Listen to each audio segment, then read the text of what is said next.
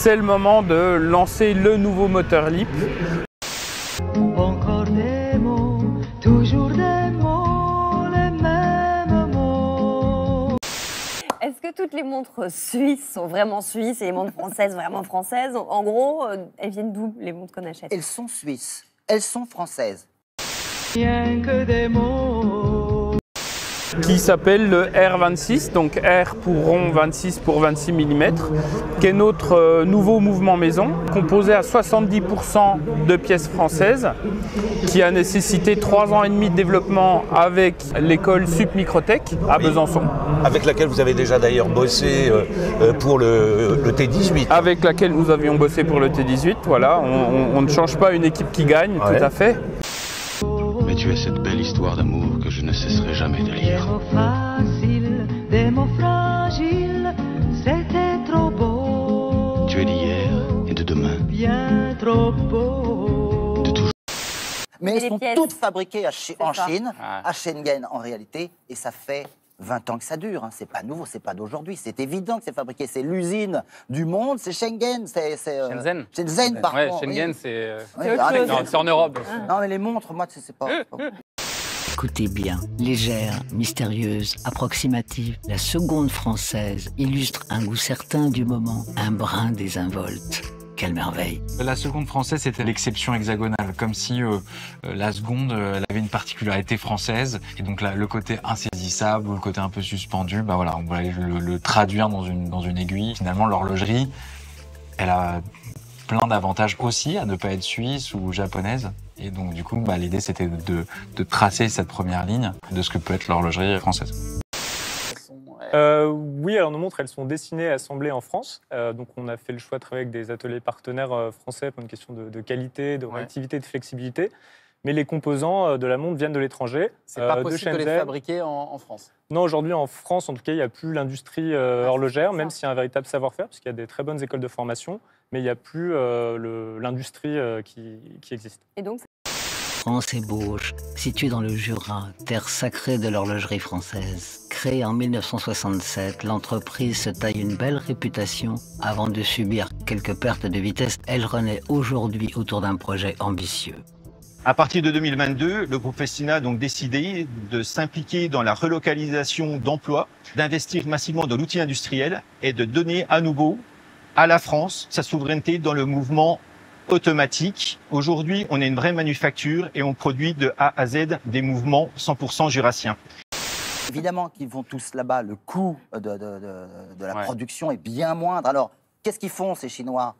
Ils fabriquent tous les composants, ils nous envoient tout ça en vrac dans tous les pays du monde et d'Europe. C'est monté sur Et place. on C'est assemble, assemblé. et on contrôle, et puis c'est tout ce qu'on fait. C'est ça Et que on vous vend faites, ça c'est sous ce le que vous faites label. vous aussi, Adrien, avec vos montres Made in France?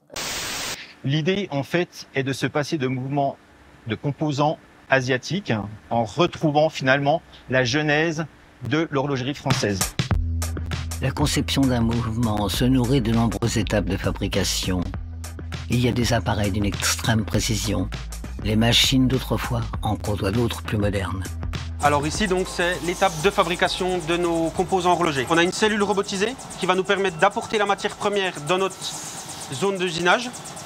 Et ici, on a un visuel de la platine qui est sorti de la machine d'usinage. C'est la première étape.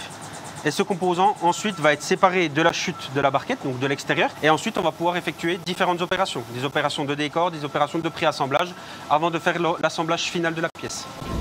ça vient de Shenzhen. Et d'ailleurs Et d'ailleurs, ça peut venir de Chine, du Japon aussi, de Suisse pour les mouvements, d'Italie pour le cuir des bracelets. Donc ça vient d'un peu partout dans le monde, mais notamment Mais les effectivement composants viennent de Chine, on est d'accord.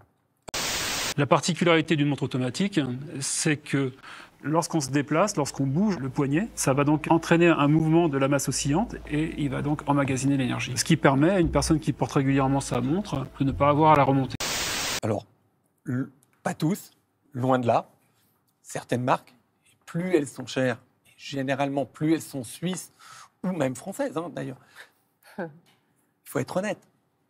Effectivement, il peut y avoir certains composants qui viennent d'ailleurs, parfois même dans des grandes maisons, des composants qui font partie du bracelet.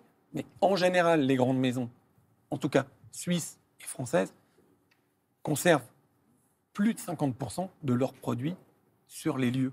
Ouais. Pour garder... Ce qui leur permet d'avoir l'étiquette Made in France. ou Made in France ou Swiss Made. Ah non, c'est pas pour ça qu'ils ont l'étiquette, je m'excuse. C'est parce que la valeur de la montre, elle est soit suisse, soit française. Mais c'est l'assemblage qui en fait la valeur, et vous le savez très bien. Pas les pièces. Les pièces sont fabriquées en Chine. Les grands constructeurs suisses le disent eux-mêmes. Ils disent, bah oui, on fait ça, mais on n'a plus le choix maintenant. Et ils font de belles marges. Oui, la montre, l'horlogerie, ça rapporte gros. Non, mais les montres, moi, c'est pas... Les montres que s'échangent ces amateurs sont pour la plupart des pièces de collection, des montres anciennes dont les prix peuvent atteindre plusieurs dizaines de milliers de francs. Quand la Chine a lancé sa réforme d'ouverture, on a commencé à pouvoir importer des objets de l'étranger. Et les montres suisses étaient dans la liste des importations autorisées, elles étaient même parmi les premières. Dans cette liste, la première marque, c'était Rolex. Puis Omega, c'est bien ça. Et à travers ces marques, la Suisse se fait connaître en Chine. Mais pas besoin d'être un fin connaisseur de tourbillons rattrapantes et autres complications. La montre suisse en Chine sert avant tout à afficher aux yeux de tous son statut social. Elle se transforme en accessoire indispensable de la réussite. Les Chinois ont une très bonne image des montres suisses, ils les apprécient beaucoup. Et quand vous avez de l'argent, si vous achetez une montre, il faut absolument vous offrir la meilleure. C'est une histoire de prestige. Et pour une montre suisse, les Chinois sont prêts à dépenser sans compter. Ce qui est fou, c'est d'autant plus quand tu achètes une montre à ces prix astronomiques et de te dire que, bah, en fait, elle a été achetée à bas coût quelque part. Enfin, les pièces ont été achetées. Alors à bas après, il coût. faut assembler, il faut contrôler. C'est compliqué. Hein. Allez-y. Soyons clairs. Ah, mais on essaye d'être clair.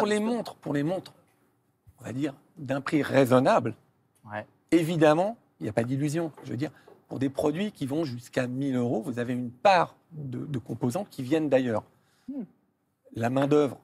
On va dire 100%, par exemple. On va dire 100% les composants. Le 100%. Mais c'est bien normal en plus. Non, le 100% existe. Ensuite, vous avez les composants qui viennent tous de Suisse. La plupart des grandes maisons, le prix n'est pas juste là pour enrichir les gens qui les possèdent.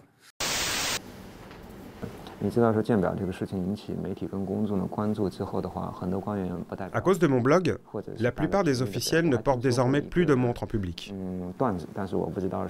Ou bien ils portent des montres moins chères. Et je ne sais pas si c'est vrai, mais j'ai aussi entendu dire que le ministère du Développement et de la Réforme a ordonné aux fonctionnaires de ne pas porter de montre plus chère qu'une Tissot. Les gens me deviennent fous! Et moi, je sens que je veux devenir fou!